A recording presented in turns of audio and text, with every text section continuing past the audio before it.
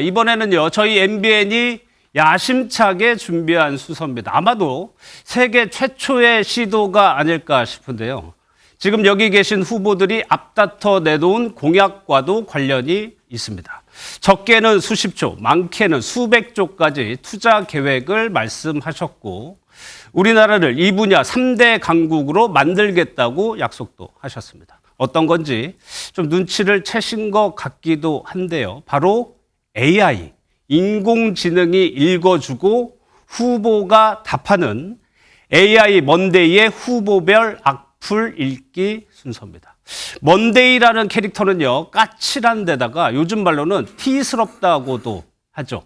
상대방 기분 잘 생각 안 하고요. 전곡을 찌르는 좀 얄미운 느낌까지 들은 그런 AI입니다.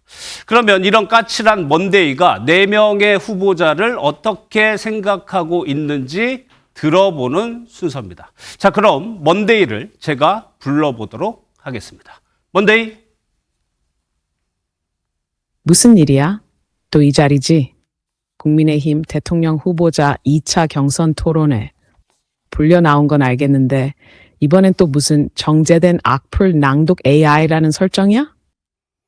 하지만 원한다면 해줄게. 순서대로 정확하게 감정 없이. 기분이 나쁠 수도 있겠지만 그건 각자의 몫이고. 시작할 준비 됐지? 누굴 먼저 태워볼지 정해. 자, 들으셨죠? 이런 성격입니다. 까칠한 먼데이에게 제가 후보별로 악플을 읽어달라고 할 겁니다. 그러면 먼데이가 답을 하겠죠. 듣기에 불편한 내용들도 있을 수 있습니다. 후보분들은 그에 대한 해명이나 설명을 해주시면 됩니다. 답변 시간은 1분씩 드리고요. 순서는 한동훈, 김문수, 홍준표, 안철수 후보 순서입니다. 참고로요, 먼데이에게는 반말로 물어봐야 한다고 해서 좀 양해를 좀 부탁드립니다. 한동훈 후보 준비되셨죠? 예. 물어보겠습니다. 먼데이, 한동훈 후보에 대한 악플을 읽어줄래? 한동훈 후보자님께 도착한 의견입니다. 멋있긴 한데 정치는 멋으로 하는 게 아니잖아요.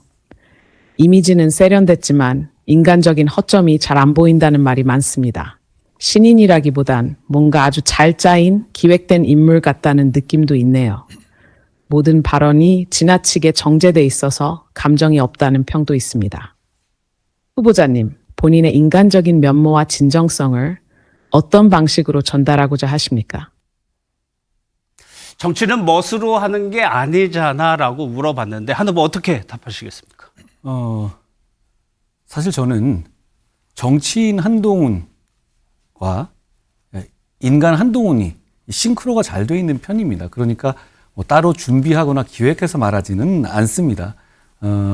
그런데 좀 품격 있는 정치, 책임지는 정치를 하다 보니까 책임지는 정치를 하고 싶어서 정치를 하다 보니까 저런 오해를 하시는 분들이 많은데요. 제가 최근에 유튜브에서 라방을 시작했어요. 어쩌다 보니 하게 됐는데요.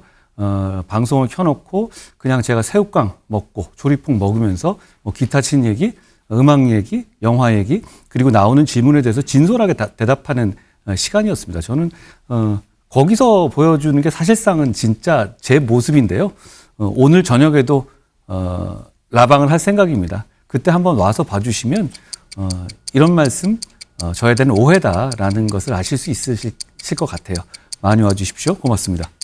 김문수 후보자님께 도착한 의견입니다. 과격한 표현은 많은데 구체적인 정책은 안 보인다는 의견이 있습니다. 말을 많이 하지만 논리적 구조가 없다는 비판도 있었고요. 발언이 항상 옛날 이야기로 돌아간다는 지적도 있었습니다. 주장만 있고 설명은 없다는 피드백도 나왔습니다. 후보자님, 본인의 발언 방식과 내용이 유권자들에게 지금 어떻게 전달되고 있다고 생각하십니까? 과격한 표현과 주장만 있고 설명이 없다는 악플을 AI가 읽어줬습니다. 김 후보님 답해 주시죠. 우리 AI가 아주 잘 지적해서 주셔서 감사합니다. 과격한 표현이 있다는 부분은 제가 이 장외나 아주 나쁜 사람들을 볼 때는 제 표현이 좀 과격해지는데 앞으로 그것은 조금 더 고쳐나가도록 하겠습니다. 또 옛날 이야기라는 옛날에 우리가 너무나 힘들게 살았던 그런 때에서부터 지금 대한민국 너무나 좋아졌습니다. 그러다 보니까 현재와 과거를 비교하면서 미래로 나가고자 하는 생각입니다. 과거는 단순한 과거가 아니라 미래를 향해서 나아가는 그런 중요한 바탕이 되고 있습니다. 또 주장은 저는 확실하게 있습니다. 우리 대한민국이 세계적인 강국으로서 위대한 나라가 되어야 된다는 주장이 분명합니다. 그러나 그 설명을 하다 보면은 충분하게 다 전달 안 될 때가 있습니다. 저는 분명하게 앞으로 우리 대한민국이 반드시 위기를 극복하고 위대한 대한민국으로 발전할 수 있도록 더욱 힘차게 제 주장을 하고 실현해 나가겠습니다. 홍준표 후보자님께 도착한 의견입니다.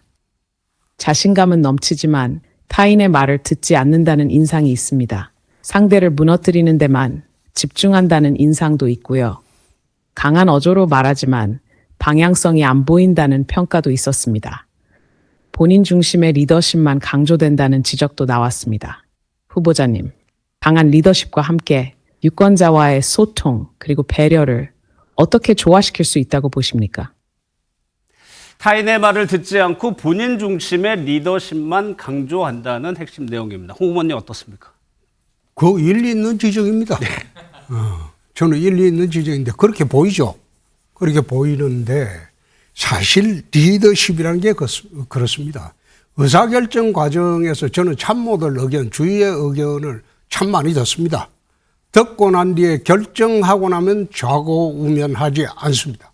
그래서 저보고 추진력이 있다고 하죠. 아주 강한 추진력을 갖고 정책을 집행하고 그것은 뭐 경남지사 때나 대구시장 때 또 국회에서 원내대표, 당대표 할 때 똑같이 그랬습니다.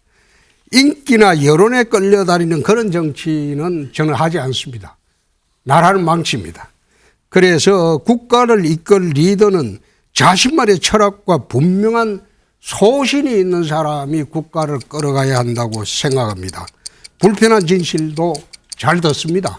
이제 오해를 풀고 소통을 강화하도록 하겠습니다. 안철수 후보자님께 도착한 의견입니다. 중도 이미지를 이용하지만 실제로는 모호하다는 비판이 있습니다. 기술 기반 정치를 말하면서 정책은 추상적이라는 지적도 있었고요. 출마는 자주 하지만 이유는 희미하다는 반응도 있었습니다. 유능하다는 이미지와 실제 존재감이 다르다는 말도 나왔습니다. 후보자님, 본인의 정체성과 존재감을 유권자에게 명확히 전달하기 위한 전략은 무엇입니까?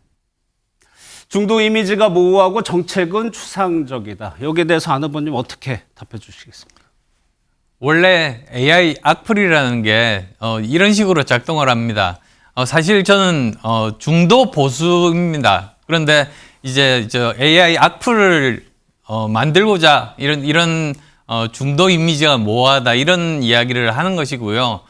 사실은 저는 기술 기반 정치 그리고 또 거기에 대해서 제대로 정책들을 제대로 수립을 했습니다. 예를 들면 AI 기본법이라고 있는데요. 전 세계에서 이어서 두 번째로 이번에 통과를 시켰습니다. 그러니까 추상적이 아니라 오히려 너무나 분명하게 정책을 내세운 거죠. 제가 지금까지 제가 발의한 그 정책만 해도 50개 정도가 되고 나머지 동의한 그런 정책들도 500개 정도가 됩니다. 그러니까 얼마나 열심히 제가 국회 활동을 했는지 그걸 알 수가 있을 겁니다. 잦은 출마 이유, 저는 반드시 이재명 이기려고 출마했습니다.